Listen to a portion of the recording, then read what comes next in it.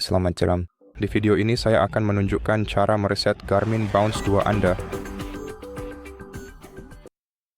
Untuk melakukan ini, Anda harus membuka menu aplikasi dengan menekan tombol Start atau tombol atas pada jam tangan Anda. Lalu masuk ke menu Pengaturan. Di menu Pengaturan, gulir ke bawah ke Sistem, lalu masuk ke Diagnostik, dan di Diagnostik, gulir ke bawah ke Reset.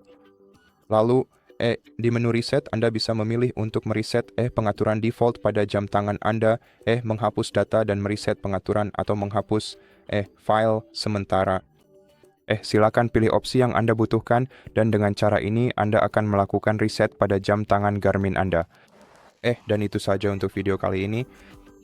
Semoga Anda menyukainya, dan jika iya, silakan pertimbangkan untuk berlangganan ke channel kami.